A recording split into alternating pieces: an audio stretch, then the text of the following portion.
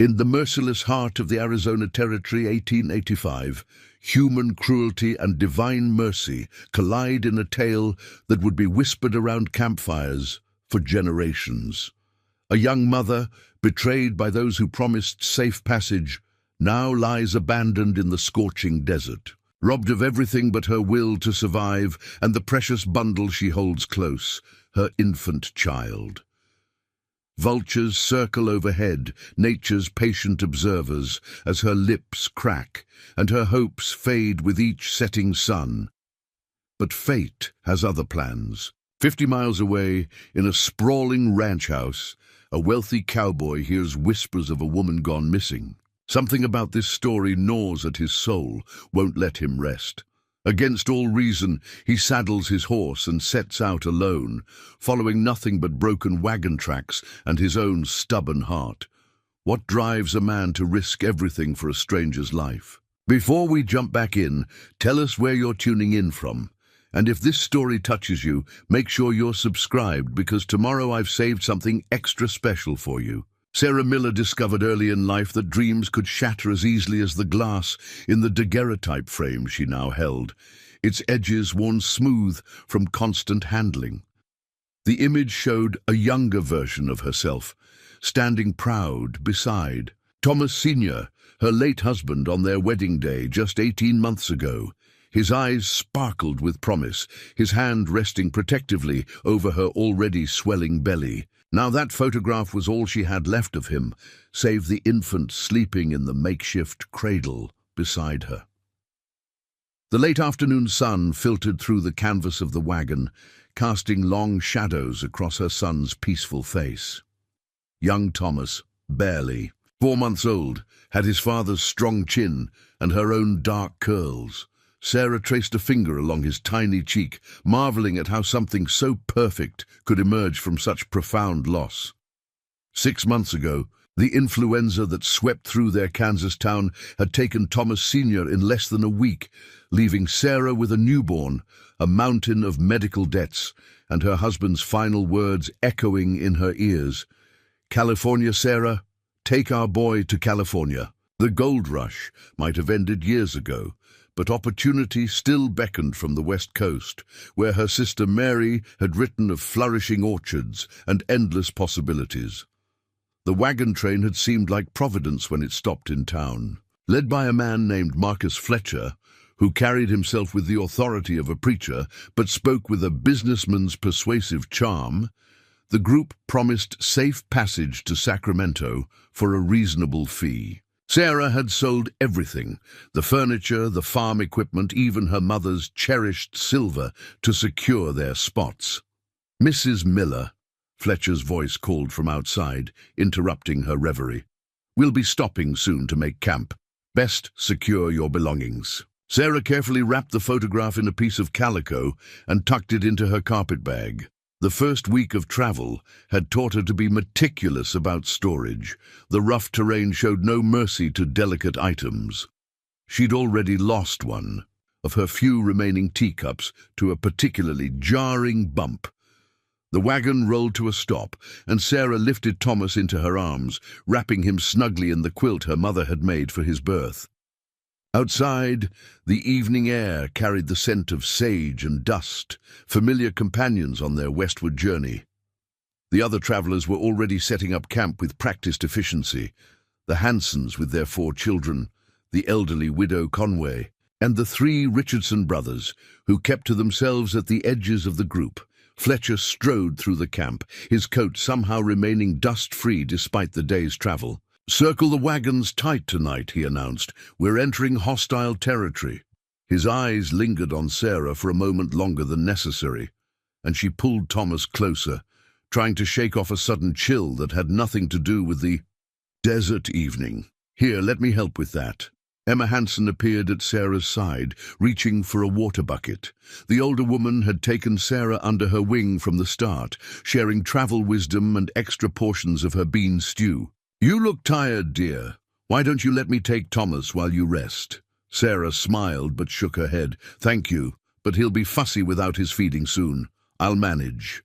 As she settled near the communal fire, Sarah couldn't help noticing How Fletcher huddled with his associates, their voices too low to carry, but their gestures animated. The Richardson brothers joined them briefly, exchanging what looked like maps or papers, though they quickly disappeared into pockets when others approached. That night, as Thomas nursed quietly in the privacy of her wagon, Sarah pulled out her journal, another wedding gift, its pages now filled with her neat script documenting their journey. "My dearest Thomas," she wrote, as she did each night, pretending she was sharing her thoughts with her late husband. "Something feels different about the air tonight. Perhaps it's just the desert playing tricks, but I find myself counting our remaining funds more often than the miles we've traveled.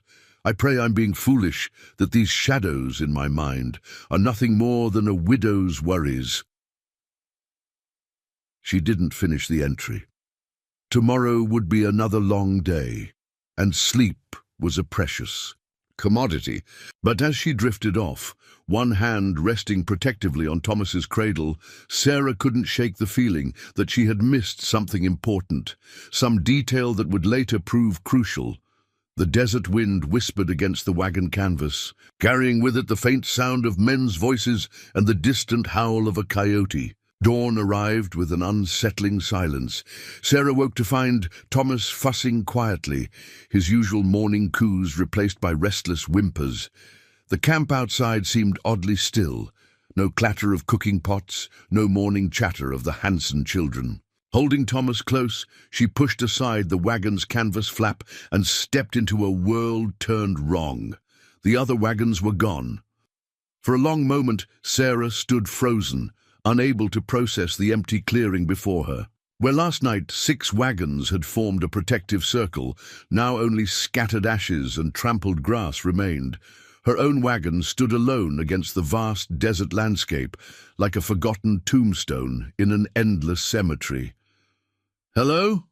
Her voice cracked as she called out, "Mrs. Hanson? Widow Conway?" Only the wind answered, carrying away her words across the scrubland. Then she noticed the water barrel. Empty. Her hands trembled as she reached for her carpetbag, already knowing what she would find. The careful stack of banknotes, her entire life savings, was gone. In its place lay her empty canteen, its presence a cruel mockery of her situation. "No, no, no!" Sarah frantically searched the wagon, hoping against hope that she was wrong, that this was some terrible mistake. But the truth became clearer with each missing item. They had taken everything of value, the extra food, her mother's silver, even the spare wheels for the wagon. All that remained were a few personal items they deemed worthless. Her journal, the wedding photograph, Thomas's baby clothes. The sound of Thomas's cry snapped her out of her panic. She still had milk for him, thank God, but without water and supplies. Sarah forced herself to think practically, just as she had after Thomas Sr.'s death. First, she needed to know exactly what she had left. The inventory was grim. 1 day's worth of hardtack, her shawl, Thomas's quilt, the clothes they wore, and a small sewing kit. The wagon itself was useless. She discovered they'd taken the horses during the night. Even the wheels had been partially dismantled, stranding her effectively. Sarah climbed to the highest nearby rock, Thomas secured against her chest, and surveyed the landscape.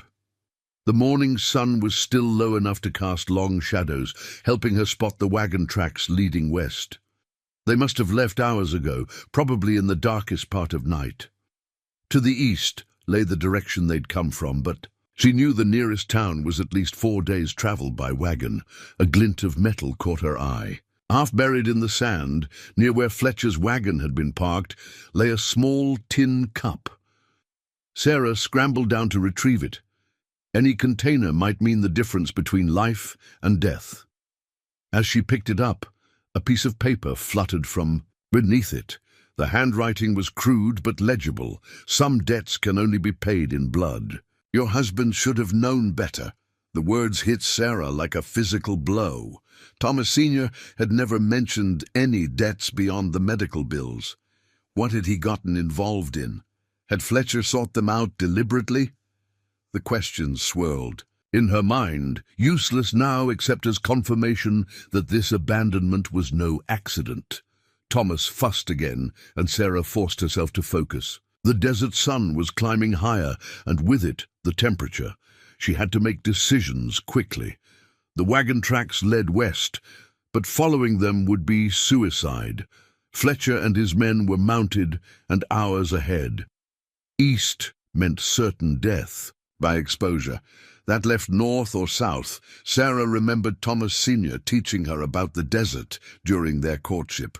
He'd spent time as a surveyor before settling down to farm. Water flows downhill, he'd said, and where there's water, there's usually people. The land seemed to slope gradually southward, and in the far distance, she thought she could make out the dark line of mountains. Using the wagon's canvas, Sarah fashioned a sling for Thomas and a crude head covering for herself. She salvaged what she could carry without weighing herself down: the hardtack, the tin cup, her shawl, the sewing kit, Thomas's quilt, and, after a moment's hesitation, the wedding photograph and her journal. Everything else she had to leave behind. "We're going to be all right, little one," she whispered to Thomas, trying to keep her voice steady as she nursed him one last time in the shade of the abandoned wagon. "Your father is watching over us, and God won't abandon us here." But as she spoke the words, a shadow passed overhead, the first vulture of the day, beginning its patient circle. Sarah clutched the empty canteen, its worthlessness now a testament to human cruelty. The morning was still cool enough to walk, but she knew she had only hours before the full force of the desert heat would hit them. Already the air was beginning to shimmer in the distance, desert mirages dancing on the horizon like mocking spirits. With one final look at the wagon, her last connection to civilization, Sarah turned southward. Each step carried her deeper into the desert's embrace, every footprint marking the beginning of a desperate race against time, thirst, and the merciless sun. Thomas, secured against her chest, had fallen into an uneasy sleep, unaware that his mother's tears were the last moisture either of them would taste for what might be days. The empty canteen bounced against her hip with each step, its hollow sound a constant reminder of Fletcher's betrayal and the precariousness of their situation. But Sarah kept walking, her jaw set with determination. She was Thomas Sr.'s widow, but more importantly, she was Thomas Jr.'s mother. And as long as her child drew breath, she would not surrender to the desert's judgment. James Cooper stood in the pre-dawn light of his ranch house porch, steam rising from his coffee cup as he surveyed his domain. Echo Ridge Ranch spread out before him like a painting, 15,000 acres of Arizona territory that his father had claimed and his own hands had built into something remarkable. The morning sun caught the silver length of the family brand iron hanging by the door, its intertwined EC for Echo Cooper, casting familiar shadows on the weathered wood. At 35, James had accomplished what most men only dreamed of. The ranch was the largest in the territory, its reputation for fine horses drawing buyers from as far as San Francisco. But success had come at a price. One measured in solitary sunrises and empty rooms in a house built for a family he'd never had. Time to create. "Mornin', boss." Miguel, his foreman of 12 years, approached with his own cup of coffee. "Cavalry captain's here early. Says he needs to speak with you." James nodded, his expression neutral despite his curiosity. The military contracts were a significant part of their business, but Captain Harrison rarely appeared unannounced. "He in the office?" "No, sir," insisted on the kitchen. "Says it ain't official business." The kitchen was the heart of the ranch house, where ranch hands and visiting dignitaries alike gathered around Maria's legendary cooking. James found Captain Harrison at the long oak table, his usually pristine uniform showing signs of hard riding. "James," Harrison stood, extending his hand. "Sorry to disturb you so early." "Sit down before Maria sees you standing in her kitchen," James replied, gesturing to the coffee pot. "What brings you out at this hour?" Harrison's face darkened as he settled back into his chair. Caught one of Fletcher's gang last night. You remember that business 2 years ago? James's hand tightened imperceptibly around his cup. Marcus Fletcher had been a thorn in the territory's side for years, running schemes that walked the line between legal and criminal. 2 years ago, he'd graduated to outright murder, leaving 3 settlers dead in what he claimed was an Apache attack. But the bodies had told a different story, one of close-range shots and stolen valuables. He's still operating in the area? James kept his voice level, though the old anger stirred. His father had taught him that a rancher's first duty was to civilization itself, to creating order from chaos.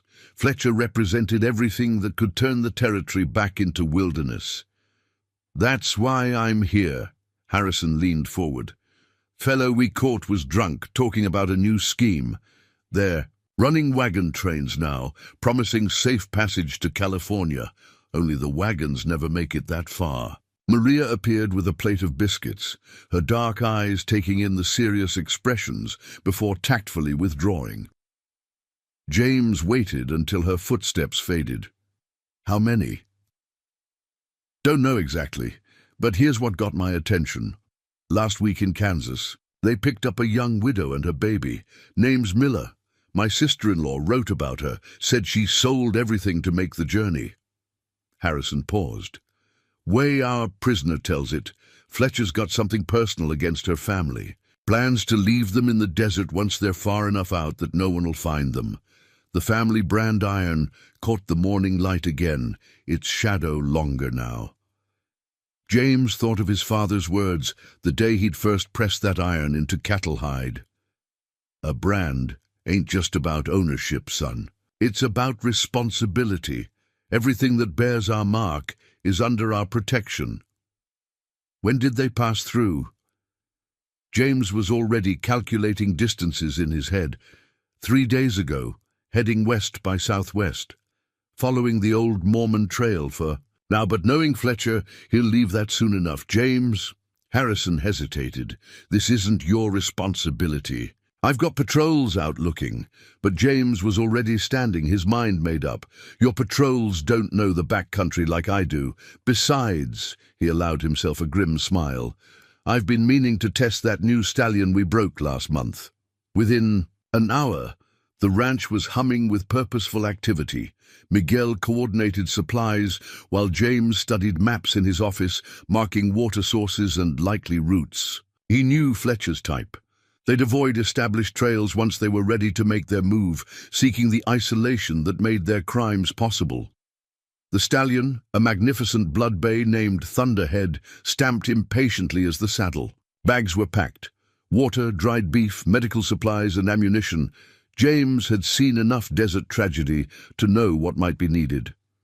He strapped on his father's old Colt, its grip worn smooth by years of carry. 2 days, he told Miguel. If I'm not back, send word to Harrison and keep the South Range cattle moving on schedule. Miguel, who had known James since he was a boy learning to rope, simply nodded. Maria's packed extra hardtack.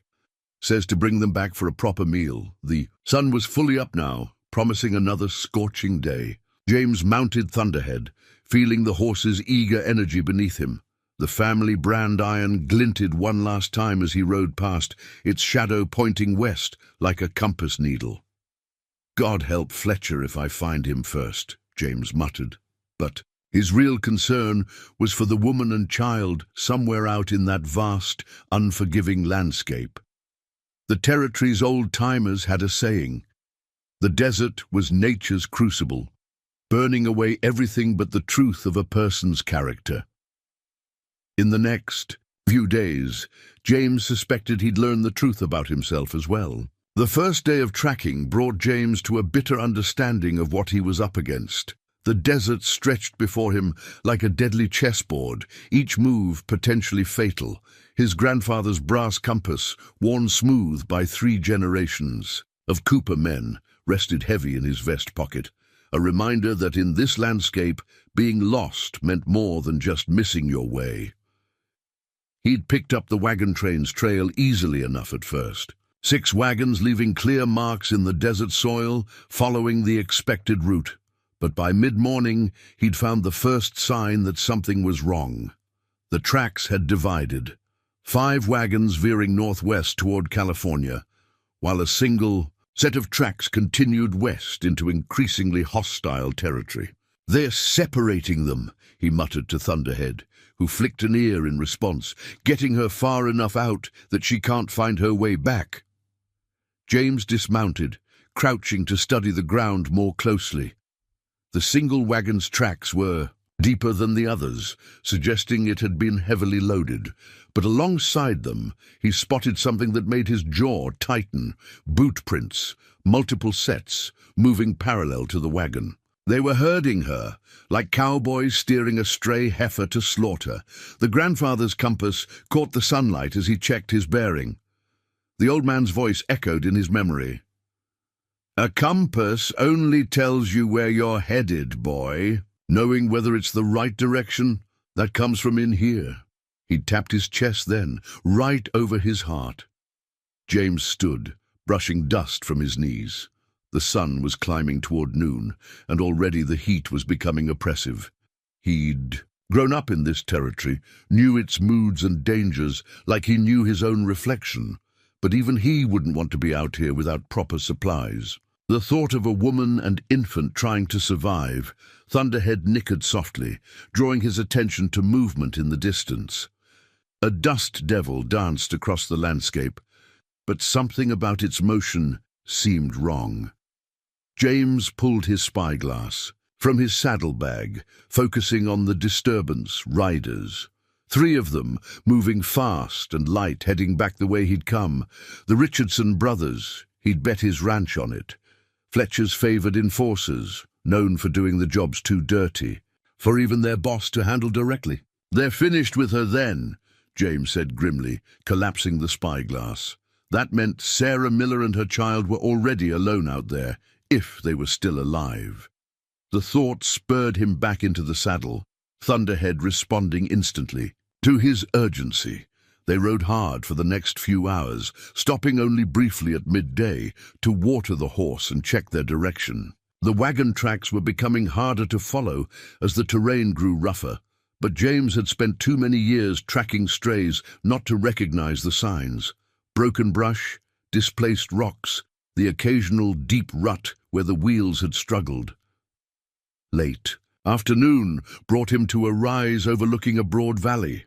The sun's angle highlighted the tracks below, and James felt his heart sink. The wagon trail ended abruptly in a clearing, and even from this distance, he could see the vehicle had been partially dismantled. "Easy, boy," he soothed Thunderhead as they picked their way down the slope. The horse's nostrils flared at the scent of recent human presence, but his training held.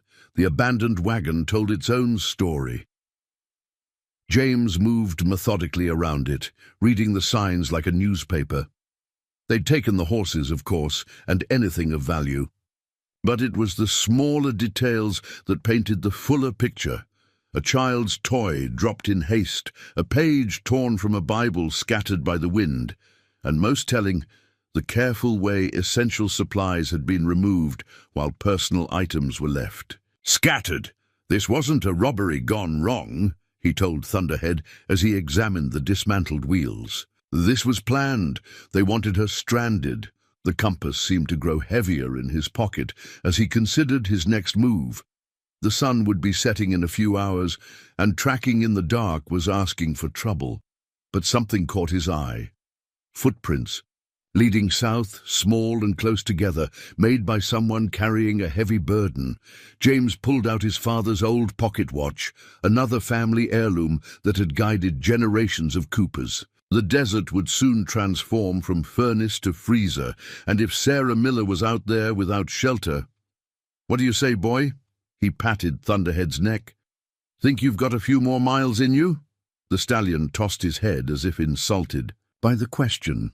James allowed himself a small smile as he remounted. The horse was proving his worth, showing the stamina and sure-footedness that had made the Echo Ridge bloodline famous. Before leaving the clearing, James made one final circuit, gathering what useful items remained: a length of rope, a damaged but serviceable blanket, an overturned tin cup that might still hold water. Each item went into his saddlebags, already mentally cataloguing how they might help once he found the woman and child. The compass pointed south, matching the direction of the footprints, but it was his grandfather's words that truly guided him. Now, the right direction comes from in here. And everything in James Cooper's heart told him that somewhere ahead, in the gathering dusk of the Arizona desert, a mother and child were counting the minutes until help arrived, even if they didn't know it was coming. Sarah's world had narrowed to the rhythm of her footsteps and the weight of Thomas against her chest. Her once pristine shawl, now sun-bleached and torn, served as their only shield against the merciless sun. The fine wool that had once graced. Church socials in Kansas now told a different story, one of survival written in sweat stains and desert dust. By her best estimate, they'd been walking for 2 days. The hardtack was gone, and her milk was diminishing, Thomas's hungry cries growing weaker with each feeding. She'd found a few prickly pear fruits yesterday, their juice providing temporary relief, but the effort of removing the tiny thorns had left her fingers bleeding. "Just a little further, my love," she whispered to Thomas, though she had no destination in mind.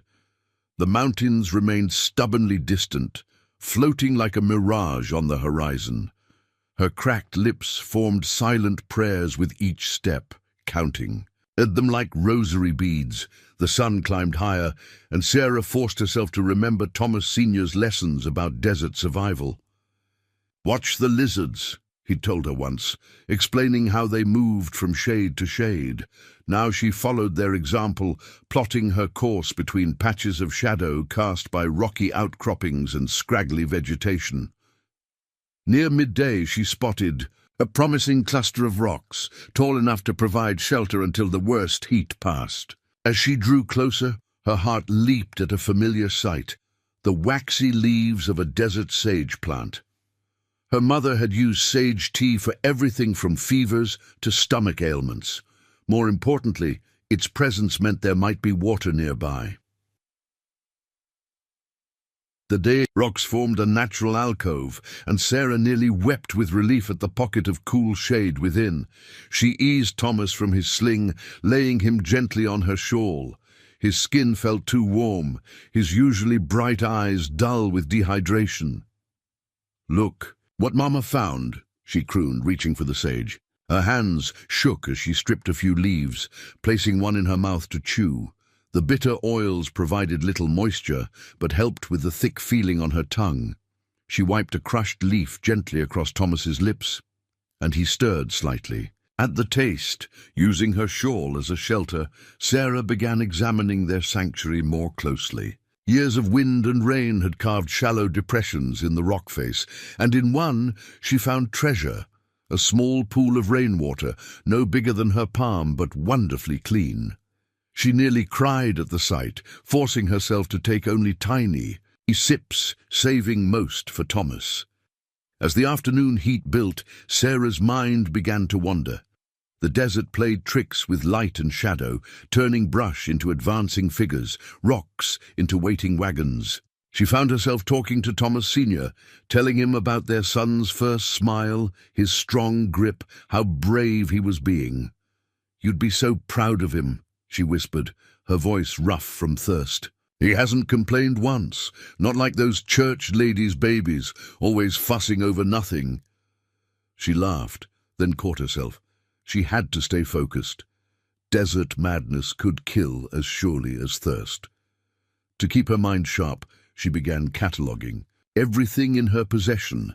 The shawl, now serving as both shelter and bed, her journal, its pages growing brittle in the dry air, the tin cup she'd found at the wagon site, the sewing kit with its precious needles and thread, Thomas's quilt, and the wedding photograph, which she couldn't bear to abandon. The afternoon wore on, and Sarah noticed something odd about the rocks around them. Some showed signs of tool marks, old ones, worn by weather, but definitely human-made. Following these marks, she discovered a deeper crevice, partially hidden by brush. Inside, protected from sun and wind, she found ancient paintings on the rock wall, human figures, animals, and most importantly, a series of wavy lines that her time with Thomas Sr. told her might represent water. Native Americans wouldn't have painted water symbols randomly, she reasoned. This place must have some significance. Looking more carefully at the ground, she noticed how the rock formed subtle channels, all leading roughly southeast. If she followed them, they might lead to water, but movement meant leaving their shelter, and the sun still hung high and hostile. Sarah looked at Thomas, dozing fitfully in the relative cool of their alcove. His breathing had grown more labored, and she knew she had to make a decision soon. Stay and conserve energy, but risk running out of water, or move, and possibly miss other shelters before nightfall. She was still weighing her options when the wind shifted, bringing with it an unexpected sound, the distant call of a crow. Sarah's heart quickened. Crows meant water, or at least vegetation substantial enough to support life. The sound came from the same direction as the rock channels. "What do you think, little one?" she asked Thomas, gathering him close. "Shall we trust your father's people to show us the way?" The ancient paintings seemed to shimmer in response, their weathered shapes holding secrets of survival in this harsh land. Sarah waited until the sun began its descent, casting longer shadows across the desert floor. She dipped the corner of her shawl in the remaining rainwater and wrapped it around Thomas's head, praying it would help cool him. The wedding photograph she tucked carefully away. She couldn't risk looking at it now, couldn't afford the luxury of tears. "We're not finished yet," she told the desert air, her voice stronger than she felt. "God didn't bring us this far to lose us now." She adjusted Thomas in his sling and began following the rock channels, moving as quickly as she dared in the fading light. Behind them, the sun-bleached shawl fluttered from a bush where she'd left it, a marker for their shelter if they needed to return, and perhaps, though she didn't let herself dwell on it, a sign for anyone who might be looking for them. The wagon train materialized out of the morning haze like a ghost ship on a desert sea. James reined Thunderhead to a stop on a rise overlooking their camp, studying the scene through his spyglass. 5 wagons arranged in a neat circle, smoke rising from a cooking fire, everything looking perfectly normal except for the armed men posted as sentries. No regular wagon train needed that kind of watch. Among the scattered papers he'd found at Sarah's abandoned wagon was a set of travel documents that told their own damning story. The letterhead was impressive, the signatures official-looking, but James had seen enough contracts to spot the forgeries. Fletcher wasn't just robbing these people. He was running an elaborate confidence scheme. "Time to introduce ourselves," James murmured to Thunderhead, patting the horse's neck. They'd ridden through the night to catch up, and now the pre-dawn light gave them the advantage of surprise. He approached openly, letting his horse's hooves sound clearly on the rocky ground. No point in getting shot by jumpy guards.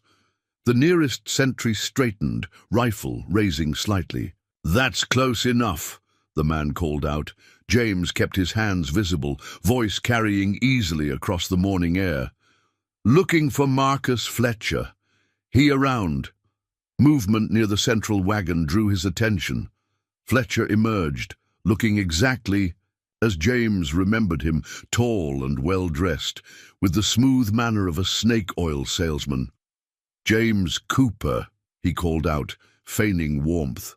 "What brings Echo Ridge's finest all the way out here?" "Missing woman and child," James replied evenly. "Thought you might know something about it." Fletcher spread his hands in an exaggerated gesture of innocence. "Lots of folks on the trails these days. Can't keep track of everyone." "Sarah Miller ring a bell? Young widow, infant son?" James watched Fletcher's face carefully. There, a slight tightening around the eyes, quickly masked. "Ah yes, the Miller woman. Fletcher shook his head sadly. Unfortunate business. She left us 3 days ago, said she had relatives in a mining camp. Wouldn't listen to reason about traveling alone. The lie was smooth, practiced. James might have believed it if he hadn't seen the abandoned wagon, hadn't read the forged documents. He shifted slightly in his saddle, letting his coat fall open to reveal his father's Colt. Funny thing about that, he said conversationally. Way I heard it, you had some unfinished business with her husband. Fletcher's mask slipped for just a moment, showing something ugly beneath. More men were emerging from the wagons now, and James counted at least 6 rifles aimed his way. Careful, Cooper, Fletcher warned softly. You're a long way from Echo Ridge. Accidents happen out here. They sure do, James agreed. Like what happened to those settlers 2 years back? The ones you claimed were killed by Apaches. That hit home. Fletcher's face darkened, and he gestured sharply to his men. This isn't your concern, Cooper. Ride away now. We'll forget this conversation happened. Instead, James pulled out the forged travel documents, holding them up. Recognized your handiwork, Marcus. Same paper as those land deeds you were pushing last year. Army's real interested in where you got the official seals. Kill him, Fletcher snapped, but James was already moving. Thunderhead, trained for cutting. Cattle, spun on his haunches as shots cracked across the morning air. James dropped the papers, letting them scatter in the wind as he drew his Colt. He didn't aim to kill. Echo Ridge's reputation couldn't afford that kind of attention. But his first shot took Fletcher's hat off, and his second knocked a rifle. From a sentry's hands, the camp erupted into chaos. Women screamed, children cried, and James realized with grim satisfaction that most of Fletcher's passengers were only now understanding their situation. He used the confusion to his advantage. Thunderhead dancing through the camp as he fired carefully placed shots that sent Fletcher's men diving for cover. Your boss stole your money, he shouted to the frightened families. Check your valuables. Those travel papers he gave you are forged. Fletcher was shouting orders, trying to regain control, but it was too late. The Hanson family, James recognized. Them, from Harrison's description, had already discovered their strongbox missing. Widow Conway was confronting one of Fletcher's men about her missing jewelry. You better run, James called to Fletcher, punctuating his words with another shot that splintered a wagon wheel near the man's feet. Army patrols less than half a day behind me. It was a bluff, but Fletcher's nerve broke. He scrambled onto his horse, shouting for his men to follow. Within minutes, they were riding hard to the northwest, leaving their confused and angry victims behind. James holstered his Colt and dismounted, approaching the shaken families. Army'll be here soon, he assured them, making it truth rather than bluff this time. They'll see you safely to California. But first, I need to know everything about when and where you last saw Sarah Miller. The story emerged quickly now. Emma Hanson wept as she described being forced to participate in the deception, how Fletcher's men had threatened her children. If anyone warned Sarah, the Richardson brothers had stationed themselves near her wagon that last night, ensuring she couldn't cry out when they led Sarah's horses away. She had a little money saved, Widow Conway added, her voice bitter with guilt. Fletcher made a show of helping her count it each night, learning exactly what she had. But it was Mr. Hanson who provided the crucial information, pulling James aside to speak privately. Fletcher had papers in his wagon, letters about Thomas Miller, Sarah's husband. Seems Miller witnessed something back in Kansas, something Fletcher's gang did. They've been tracking his family ever since. James felt the pieces click into place. This wasn't just robbery. It was revenge, carefully planned and coldly executed. He thought of Sarah and her child out there in the desert, pawns in Fletcher's cruel game, and his jaw tightened. Which way did you come after leaving her? He asked, already planning his route. Hanson pointed southeast. There's a rock formation, looks like a sleeping giant. They left her just beyond that. James mounted Thunderhead, who seemed to sense his urgency. Army'll want statements from all of you about Fletcher's operation. But right now, there's a woman and child out there running out of time. As he rode away, the scattered papers from Fletcher's wagon danced across the desert like angry ghosts, their forged promises dissolving in the morning sun. James pressed Thunderhead faster, knowing that every minute counted now. The sleeping giant formation loomed ahead, and somewhere, beyond it, Sarah Miller was fighting for survival, unaware that help was finally coming. The broken mirror shard caught the first light of dawn, reflecting Sarah's face in fragments, each piece telling its own story of survival. She'd found it half buried in the sand during the night, probably dropped by some long-ago traveler, and now used it to study her transformation. Cracked lips, sunburned skin peeling across her nose, eyes bright with what she feared might be fever. 3 days in the desert had turned a proper Kansas widow into something wild and desperate. "See, Thomas," she whispered to her son, who lay unnaturally still in her lap. "Still pretty enough for Sunday service." Her attempt at humor died as Thomas failed to respond to her voice. His breathing was shallow, skin hot to the touch, despite the pre-dawn chill. The last drops of her milk had dried up hours ago, her body too dehydrated to produce more. Sarah tucked the mirror shard into her pocket. Another piece of civilization to cling to, like the wedding photograph she couldn't bear to look at anymore. The ancient rock paintings had led them to a dry streambed yesterday, but any water it once held was long gone. She dug with bleeding hands until exhaustion forced her to stop, finding nothing but damp sand that taunted her parched throat. "Your father would know what to do," she told Thomas, struggling to her feet. Her legs shook with the effort, muscles cramping from dehydration. "He always knew just where to find water. Remember how he'd drill those wells? Everyone said he had. The touch for it." She kept talking, knowing her voice was the only thing keeping panic at bay. "He'd tell us to keep moving. Water flows downhill, that's what he'd say." The sun rose higher, bringing with it the now familiar waves of heat that distorted the horizon.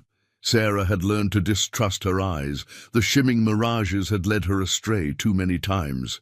Instead, she focused on the ground, watching for signs of life that might indicate water.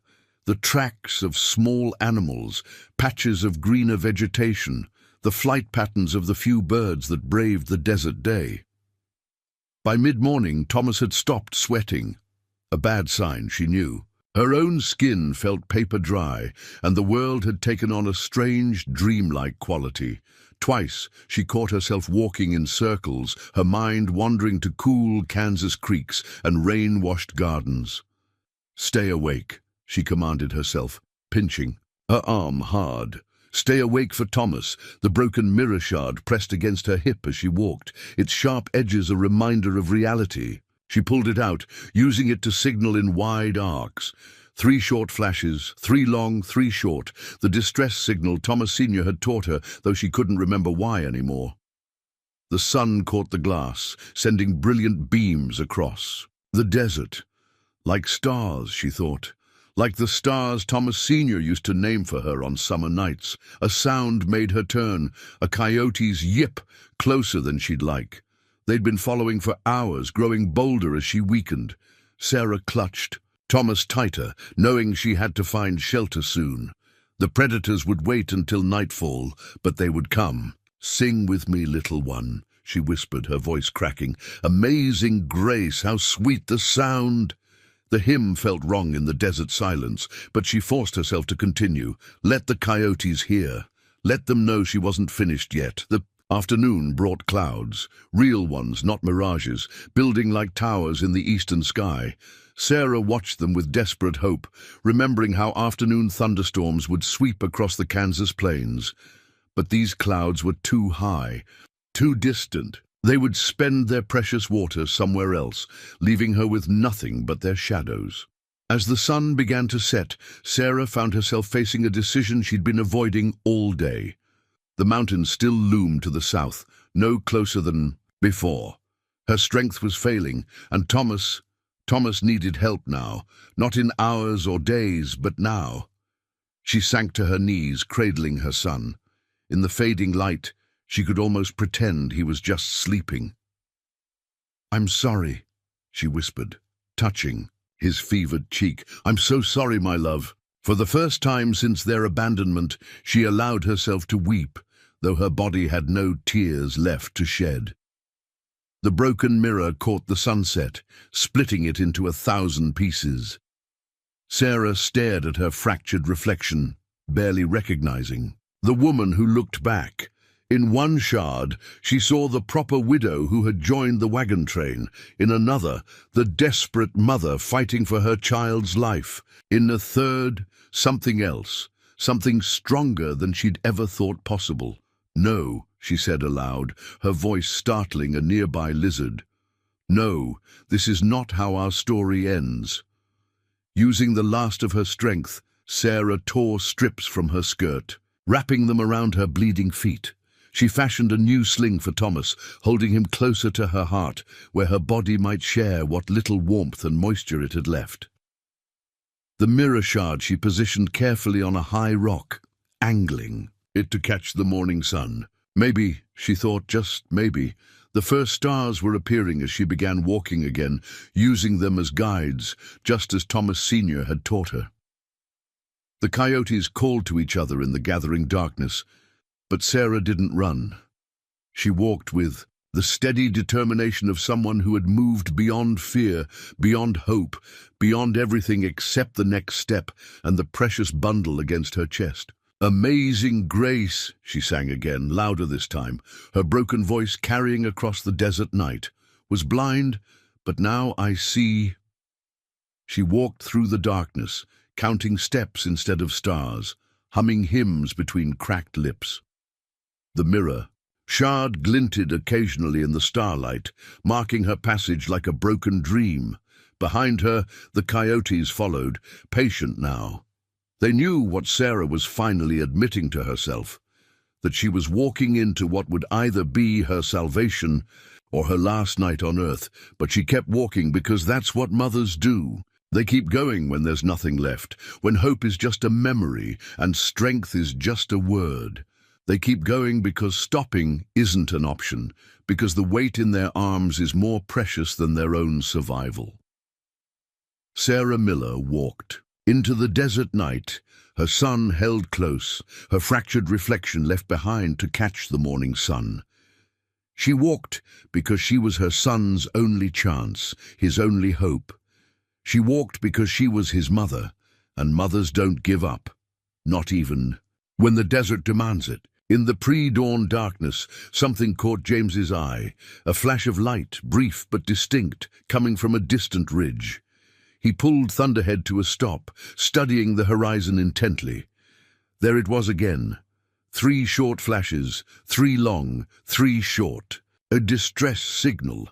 His hand went to the silver locket hanging from his saddle horn, his mother's, the last thing she'd given him before the fever took her. He'd grabbed it instinctively when packing for this rescue, though he couldn't have said why. Now, watching those desperate flashes of light, he understood. Some part of him had known he'd need a mother's guidance for what lay ahead.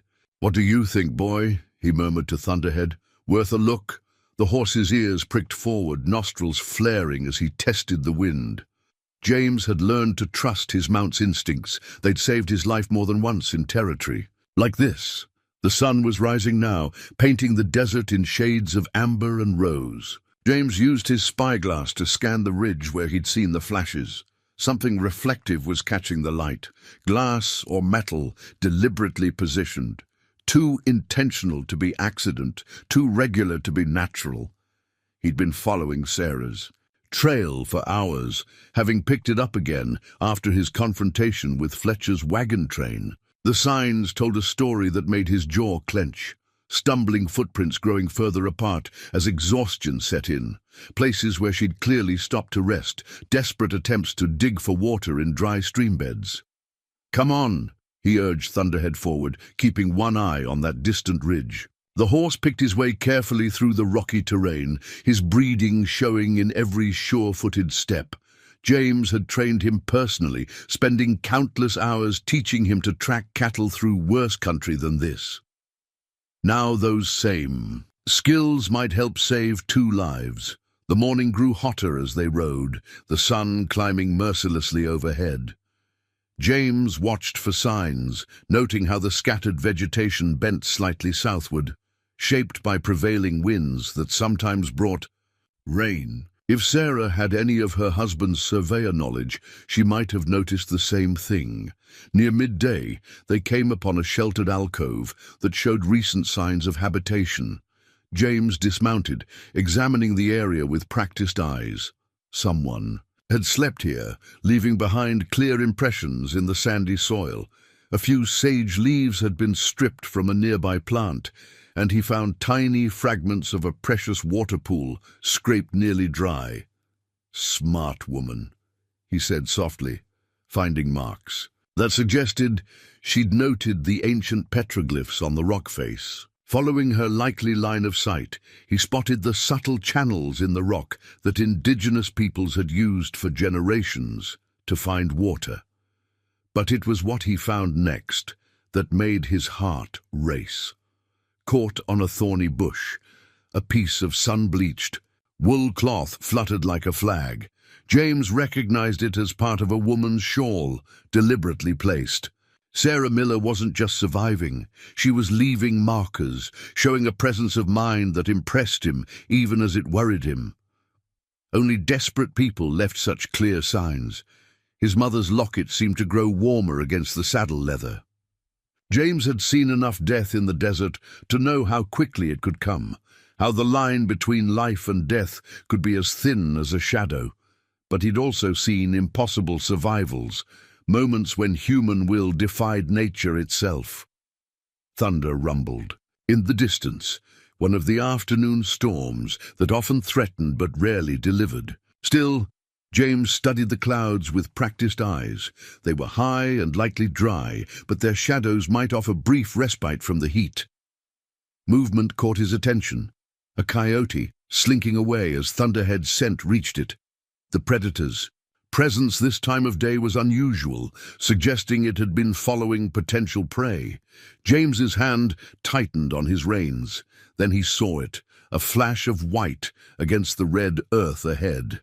Urging Thunderhead forward, his breath caught as the shape resolved itself, a child's blanket, dropped or abandoned in the night. Nearby, the sand held clear tracks, fresher than any he'd seen so far. "Easy now," he soothed Thunderhead, who had caught a scent and was growing eager. James studied the signs before him with careful attention. The footprints showed someone stumbling, barely able to walk. They led south, toward a line of darker rocks that promised shade. His spyglass revealed more, a figure barely visible in the shadow of a large boulder. Someone sitting or lying down, motionless. James felt his chest tighten. After all this, but then something moved, a small motion but unmistakable. The figure was alive. "Go," he whispered to Thunderhead, and the horse responded instantly, eating up the distance with powerful strides. As they drew closer, James could make out more details. A woman's dress, torn and dust-covered, dark hair falling loose around her shoulders. And clutched to her chest, a small bundle that stirred weakly. The mother's locket bounced against his saddle, its silver surface catching the sun like a beacon. James Cooper had spent his life learning the desert's harsh lessons, but nothing had prepared him for this moment. In the space of a heartbeat he saw everything, the strength it had taken to come this far, the love that had kept 2 hearts beating against impossible odds, the sheer human will to survive that had led him to this exact spot. "Hold on," he called out, though he knew she probably couldn't hear him yet. "Hold on, I'm coming." The thunder growled again, closer now, and a few drops of rain began to fall, the desert offering its own salvation to those who had earned it, through suffering and determination. James pressed Thunderhead faster, the mother's locket guiding him home to a woman and child who had refused to let the desert write their final chapter. James dismounted before Thunderhead fully stopped, his boots hitting the ground running. The handmade travois he'd fashioned from spare blankets and stirrup leathers bounced against his saddle. a ranger's trick for transporting the wounded that he'd prayed he wouldn't need. Now, seeing Sarah's condition up close, he was grateful for the precaution. "Ma'am? Mrs. Miller?" He approached slowly, hands visible, voice gentle. She didn't respond, but her arms tightened protectively around the bundle against her chest. Even, nearly unconscious, a mother's instincts ran deep. "I'm James Cooper from Echo Ridge Ranch. I'm here to help." He knelt beside her, professional assessment warring with human anguish. Her skin was hot and dry, a bad sign, meaning her body had stopped sweating. The baby's breathing was shallow but present. Sarah's eyes fluttered open, cracked lips moving soundlessly. James uncapped his canteen, years of experience guiding his movements. "Just a few drops at first," he murmured, supporting her head. "Too much too fast will make you sick." The water seemed to revive her slightly. "Thomas," she managed to whisper. "Help, Thomas." "I've got you both," James promised, carefully examining the infant. The child was dehydrated but alive, protected by his mother's body and determination. Using his bandana, James dripped water onto Thomas's lips, relief flooding him when the baby's tongue moved reflexively. The travois would be essential now. James worked quickly, speaking constantly in low, reassuring tones as he secured Sarah and Thomas onto the makeshift stretcher. The mother refused to release her child even in her semi-conscious state, so James arranged them together, using his spare blankets to create a shelter against the sun. "Thunderhead," he called softly, and the horse moved closer, understanding the delicacy of the situation. James had trained him for cattle work, but the stallion seemed to sense that his current cargo was infinitely more precious. "Stay with me, Mrs. Miller," James encouraged as he mounted up, checking the travois angle. "I know you're tired, but I need you to keep fighting a little longer." He turned Thunderhead toward home, choosing their path carefully to minimize jolts to his passengers. The desert, as if acknowledging the rescue, offered a rare mercy. Clouds thick enough to provide genuine shade. James kept one eye on the weather and another on his patients, stopping regularly to give them small sips of water. Each time, Sarah's first concern was for Thomas, her maternal instinct burning stronger than her fever. "My baby," she murmured. During one such stop, her voice stronger but confused. "I can't feel him." "He's right here," James assured her, guiding her hand to Thomas's chest so she could feel his heartbeat. "You kept him alive, Mrs. Miller. You did the impossible." The travois proved its worth over that long afternoon, its design spreading their weight and smoothing the journey as much as possible. James found himself talking more than he had in months, sharing stories of Echo Ridge, describing Maria's cooking, anything to keep Sarah connected to the world of the living. "Almost home," he promised as the sun began to set. "Just hold on a little longer. You've made it this far. Don't give up now." The travois swayed gently behind them, carrying its precious cargo toward safety, each step taking them further from death's door. Mother and child, bound together by love and determination, had survived the desert's judgment. Now they just had to survive the rescue. The brass key to the ranch house's north wing caught the lantern light as James turned it, the familiar click of the lock echoing in the quiet night.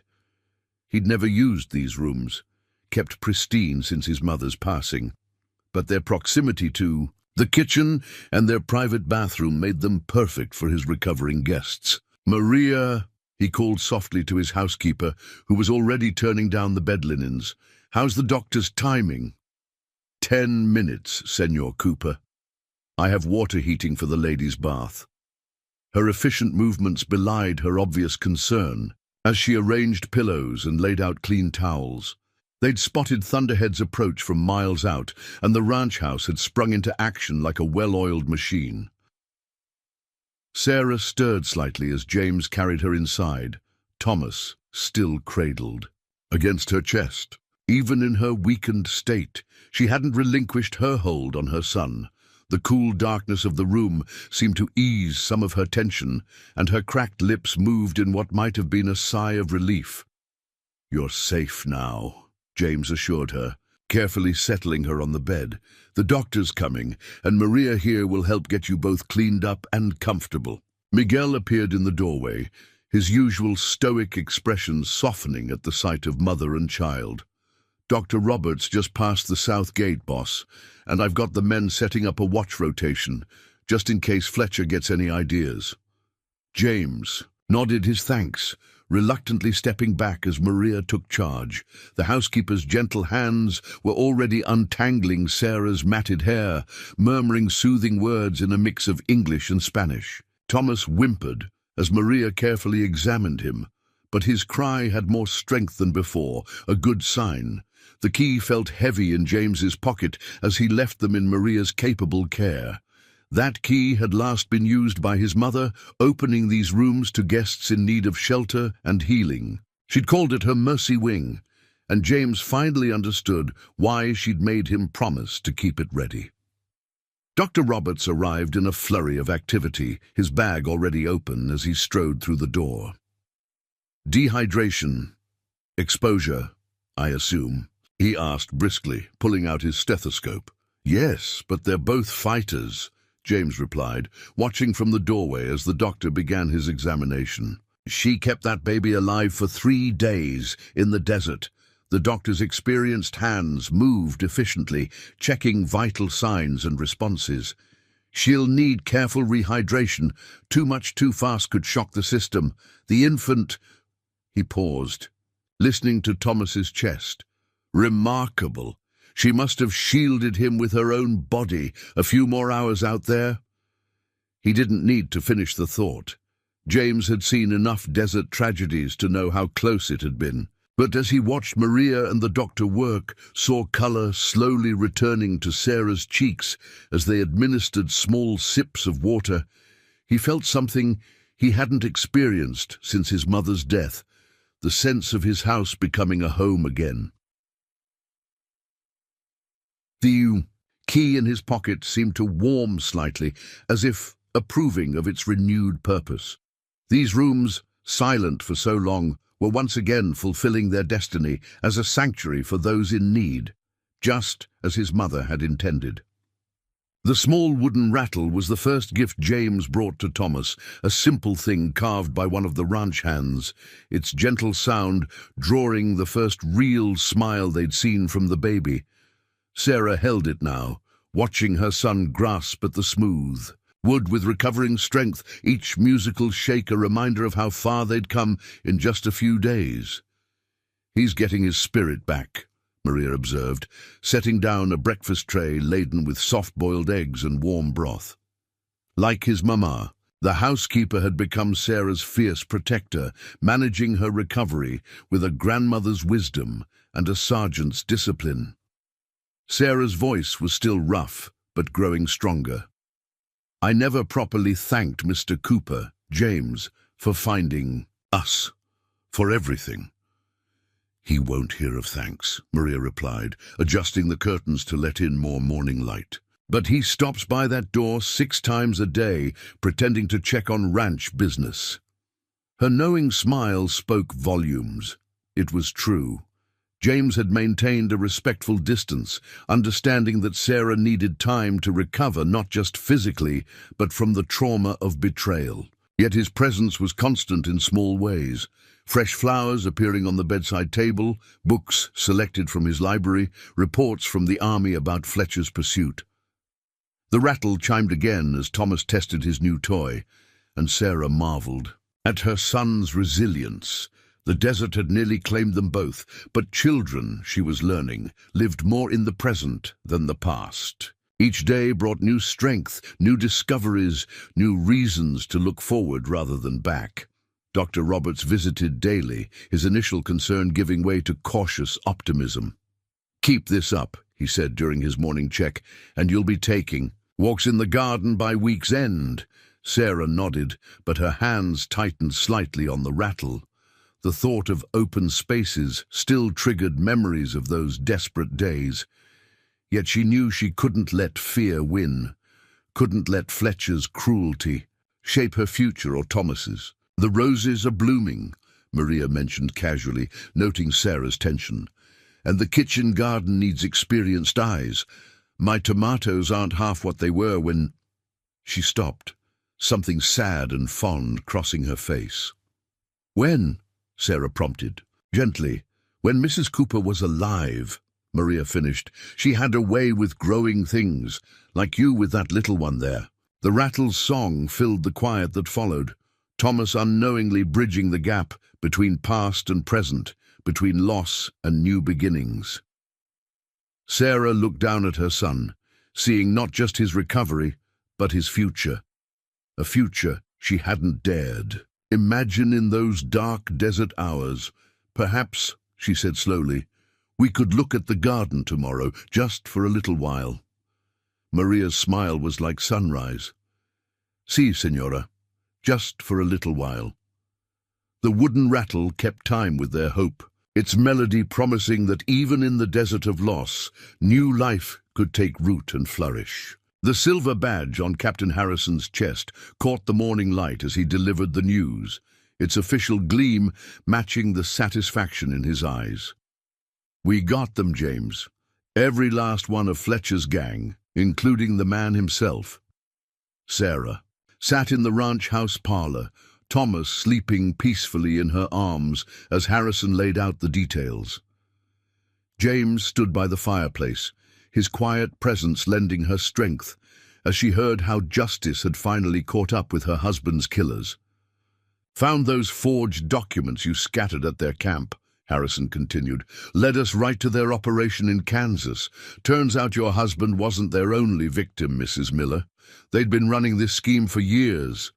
Sarah's voice was steady as she asked, "Did Fletcher say why? Why Thomas? Why us?" Harrison exchanged a glance with James before answering. "Your husband witnessed them murdering a bank clerk during a robbery 3 years ago. Fletcher's been eliminating potential witnesses ever since, making each death look like an accident or random crime." The badge seemed to grow brighter as Harrison leaned forward. "But here's what Fletcher didn't know. Your husband wrote everything down. Sealed letter to the Kansas authorities, to be opened in the event of his death. When we arrested Fletcher, that letter was already waiting in evidence." "Thomas always was thorough," Sarah said softly, remembering her husband's careful nature. "Even in death, he'd protected them one last time." James spoke for the first time. "What happens now?" "Fletcher and his men will hang," Harrison stated flatly. "Too many bodies. Too much evidence. The territory's had enough of men like him." He turned to Sarah. "We'll need your testimony about the wagon train scheme, Mrs. Miller, but you won't have to travel. Judge Wilson has agreed to ride circuit." "Here." Sarah looked down at her sleeping son, then back at the captain's badge, symbol of the law that had finally caught up with her husband's murderers. "I'll testify. For Thomas and for all the others they hurt." After Harrison left, James remained by the fireplace, watching Sarah with quiet concern. "You did well," he said simply.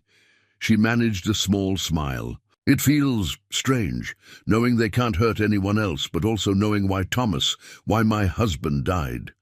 She touched her son's cheek.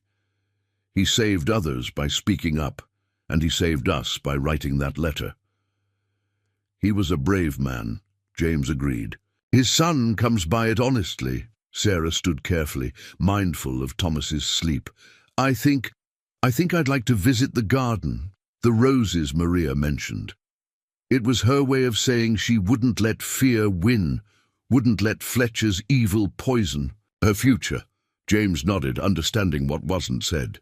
"I'll walk with you if you'd like." The captain's badge had brought justice, but it was the simple act of walking into the sunlight, her son in her arms and James Cooper beside her, that brought Sarah her first real sense of peace since Thomas's death. Justice wouldn't bring her husband back, but it would ensure his sacrifice meant something, and perhaps, just perhaps, it would help her heart begin to heal. The packet of garden seeds lay open on the kitchen table. their promise of new life catching Sarah's attention as she helped Maria plan the week's meals. She recognized the careful handwriting on the paper packet. James had ordered them specially from back east, the same varieties her mother-in-law had grown in Kansas. Tomatoes, beans, carrots, Maria read over her shoulder. Good, sturdy plants, like you, Senora. The housekeeper's knowing smile suggested she was talking about more than just vegetables. 2 months had passed since their rescue, and Sarah found herself settling into the rhythm of ranch life with surprising ease. Thomas was thriving, crawling, now and attempting to pull himself up on furniture, his baby laughs echoing through rooms that had been too quiet for too long. The soil here is different, Sarah mused, running her fingers over the seeds. But good things can grow in unexpected places. She'd learned that lesson well, watching how her son had bloomed in the desert air, how her own heart had begun to put down new roots. James found them later that morning, Sarah already on her knees in the kitchen garden, Thomas safely corralled, in a makeshift playpen of wooden crates where he could watch his mother work. The rancher paused, taking in the scene with an expression that made Maria quietly excuse herself. "My mother would have liked this," he said, coming to stand beside the garden plot. "She always said a working garden meant a home, not just a house." Sarah sat back on her heels, brushing dirt from her hands. "Maria's told me about her. She sounds like a remarkable woman." She was. James knelt down, examining the neat rows Sarah had already planted. "These are good straight lines. You've done this before." "My mother-in-law taught me," Sarah replied, then hesitated before adding, "Thomas, my husband, used to tease that I took to gardening better than he ever did to farming." It was the first time she'd spoken of her late husband without pain clouding her voice. James seemed to recognize the significance, his next words carefully chosen.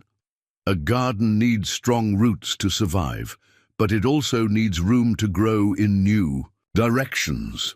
Their eyes met over the freshly turned earth, understanding passing between them. Sarah had noticed how James watched her with her son, how he'd modified the ranch house to make it safer for a curious baby, how he sought her opinion on matters that could have easily been decided without her. "Mr. Cooper, James," she began, but Thomas chose that moment to voice his displeasure at being ignored. They both laughed as Sarah rose to fetch him, James's hand steadying her elbow with familiar care. "He's got good timing," James observed, reaching out to let Thomas grab his finger. "Takes after his mama that way." Sarah settled Thomas on her hip, aware of how natural it felt to stand here with James, planning new growth in soil that had once seemed too harsh to nurture anything gentle. The packet of seeds had started as a simple gift, but like everything at Echo Ridge, it had become something more. A symbol of possibilities, of life continuing, of love growing in unexpected places. "Would you like to help me plant the carrots?" she asked, surprising herself with the invitation. "Thomas can supervise." James's smile was as warm as the Arizona sun. "I'd like that very much, Mrs. Miller." "Sarah," she corrected softly. I think it's time you called me Sarah." The seeds waited patiently in their packet as two people, who had known loss, began carefully planting something new, watched over by a baby boy who had survived the desert to find himself home at last. The sheet music for Beautiful Dreamer lay yellowed but intact on the piano's music stand, its pages speaking of evenings long past when James's mother had filled the ranch house with melody. Sarah had discovered it while helping Maria clean. The parlor, her fingers tracing the familiar notes with unexpected longing. "Do you play, Senora?" Maria had asked, noticing how Sarah's hands lingered over the keys. "I used to teach piano before I married Thomas," Sarah admitted. "It seems a lifetime ago now." Word traveled fast at Echo Ridge. That evening, James appeared in the parlor doorway as Sarah was putting Thomas to bed. "Mother's piano hasn't been touched in years," he said quietly, "except for dusting.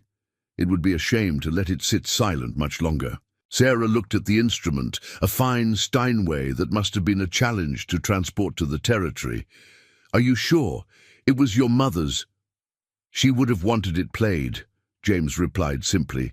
"Music belongs in a home." The next afternoon found Sarah at the piano, Thomas contentedly playing with wooden blocks nearby. Her fingers were stiff at first, remembering long-forgotten patterns, but muscle memory ran deep, and soon the opening notes of Beautiful Dreamer floated through the ranch house. Ranch hands found excuses to pass by the parlor windows. Maria lingered over her cleaning. Even Thunderhead, grazing in the near paddock, lifted his head at the sound, but it was James's expression, watching from his study door, that made Sarah's heart skip a measure. "My mother used to play that," he said when she finished, "on Sunday evenings after dinner." Sarah nodded, understanding. The gift of trust he'd given her.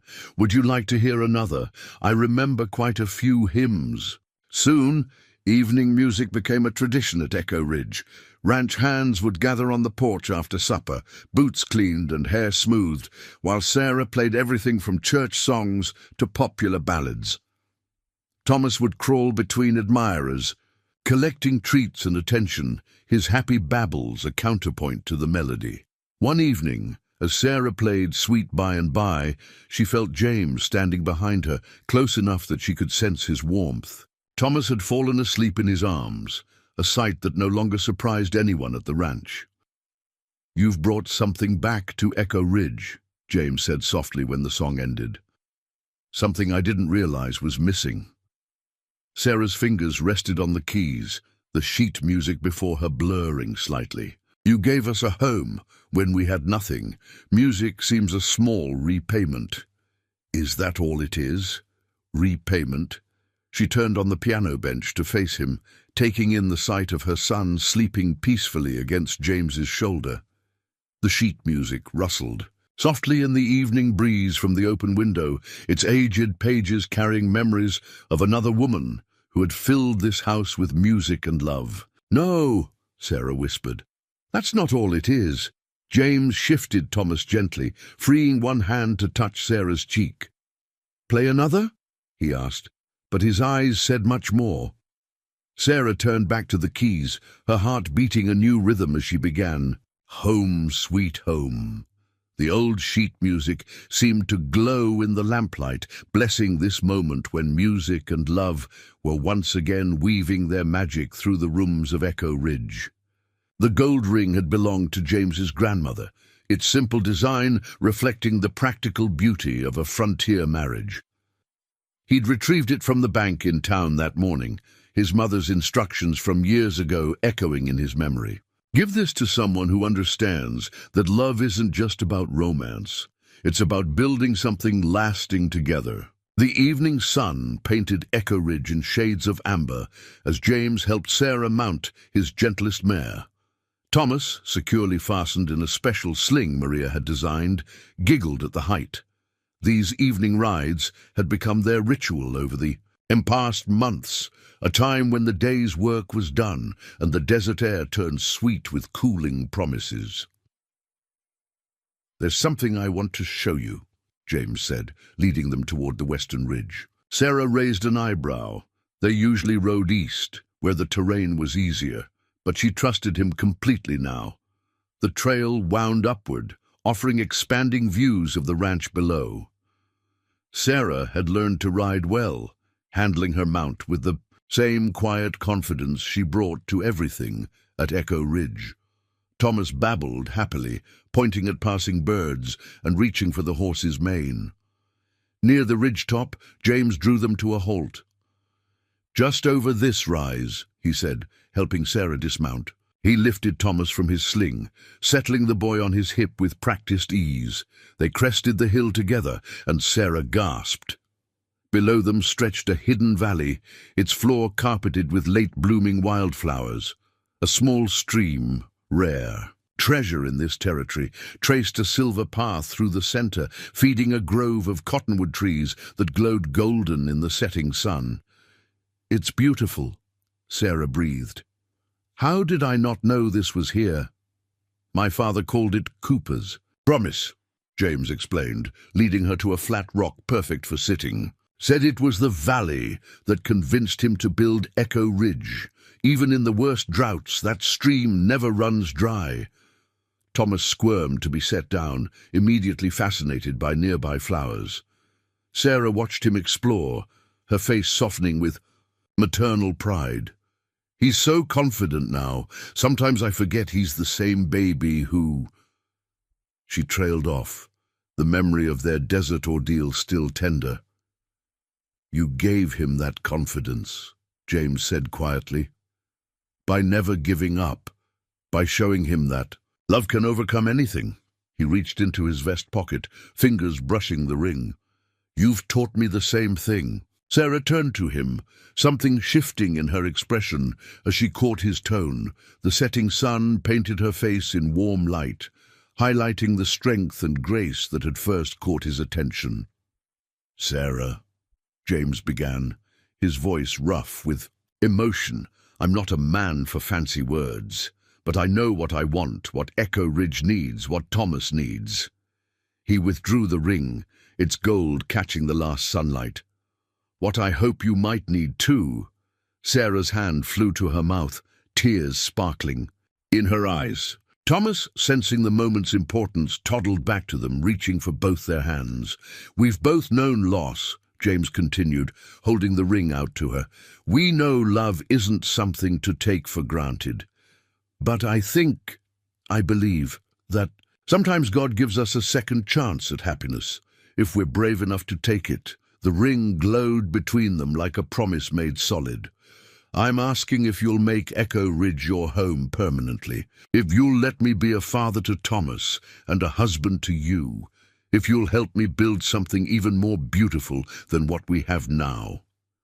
Sarah looked at the ring, at Thomas, at the valley spread before them in all its evening glory. Her hand trembled slightly as she reached out, not to take the ring, but to touch James's face. "Home isn't just a place," she said softly. "It's the people who help you build it." Her smile bloomed like the wildflowers around them. "Yes, James Cooper, yes to all of it." As he slipped his grandmother's ring onto her finger, Thomas clapped, his small hands in delight. Above them, the first stars appeared in the deepening purple sky, witnesses to a moment when past sorrows transformed into future joys, and a hidden valley became the cradle of a new beginning. The wedding quilt spread across Sarah's bed on the morning of her marriage, its intricate pattern telling the story of love born from adversity. Every woman at Echo Ridge had contributed a square. Maria's piece showed desert flowers blooming. Through rock, Emma Hansen, who had traveled from California for the ceremony, stitched a mother and child surrounded by guardian angels. The ranch hands' wives added symbols of home and hearth. "It's the old tradition," Maria explained, smoothing the quilted surface. "Each square is a blessing, a wish for your future together." Sarah touched the central square, where skilled hands had embroidered the Echo Ridge brand, intertwined with rippling waves, desert and water, strength and nurture. James and herself united. Her eyes misted as she recognized the artistry of the local women who had welcomed her into their community. Thomas, resplendent in his tiny suit, toddled around the room clutching the ring pillow, practicing his important role. "Mama, pretty," he declared, patting the white fabric of Sarah's dress with small, careful hands. The dress itself was a gift from James's aunt in Boston, but Maria and the other women had altered it to incorporate pieces of Sarah's first wedding dress, saved from the desert ordeal. "Something old, something new," they'd said, understanding how important it was to honor both past and present. The wedding quilt would grace their bed that night, but for now it served as backdrop while Sarah dressed, each woman present adding her own touch to the bride's preparation. Maria pinned the veil, Emma arranged the bouquet of desert wildflowers, and little Elena Hansen, who had appointed herself Thomas's special guardian, kept the ring-bearer entertained. James is pacing the garden like a stallion at auction, Miguel reported, knocking discreetly before speaking through the door. Pastor Williams arrived early and is trying to calm him down with scripture. Sarah smiled, remembering James's insistence that they marry in the very garden where they had first begun to fall in love. The roses were in full bloom now, their fragrance carrying on the morning breeze through the open window. The quilt caught the sunlight as Sarah turned for a final look in the mirror. In its squares, she saw not just the community's blessing on her marriage, but a map of the journey that had brought her here. From desperate mother fighting for survival to beloved bride, from widow to woman ready to love again, from stranger to the heart of Echo Ridge itself. "Ready, Senora?" Maria asked softly, lifting Thomas into her arms. Sarah nodded, her voice steady with certainty. "Ready." The wedding quilt remained on display as Sarah made her way to the garden, its story of love and redemption watching over the moment when one chapter would end and another would begin. In its carefully stitched squares lay the promise that no matter what the future held, Sarah, James, and Thomas would face it wrapped in the warmth of family, friendship, and unshakable love. The family portrait hung in the parlor of Echo Ridge Ranch, capturing a moment 1 year after Sarah and James's wedding. The photographer had caught them in natural poses, James standing proud but relaxed, one hand resting on Sarah's shoulder. Sarah seated, her smile radiant as she held their newborn daughter, and Thomas, now a sturdy toddler, perched on his stepfather's hip, one small hand reaching toward his baby sister. The portrait had been James's idea, a way to document their family's growth and healing, but it was Sarah who insisted on having it taken in front of the garden she'd brought back to life, the roses blooming behind them like a reminder of love's ability to flourish in the harshest places. Margaret Rose Cooper, Sarah would tell her, daughter in years to come, naming her for both James's mother and the flowers that had witnessed their love's beginning. "You were born in a house that knows how to turn strangers into family." The ranch had prospered that year, as if reflecting the joy of its inhabitants. The Cooper brand now marked not just cattle, but some of the territory's finest horses, with buyers coming from as far as San Francisco to bid on Echo Ridge stock. James had expanded the operation, but always made time for evening rides with his family, teaching Thomas to handle his first pony while Sarah carried Margaret in a custom sling. Those who had known the ranch in darker days said Echo Ridge had finally lived up to its name, the happy sounds of children's laughter echoing off the rocks, Sarah's piano music floating through the evening air, and James's deep laugh joining the chorus of a home, fully alive at last. The portrait caught all of this somehow, the love, the healing, the promise of a future built on strength and tenderness in equal measure. It hung as testament to the truth that even in the desert, with faith and courage, the most beautiful gardens could grow.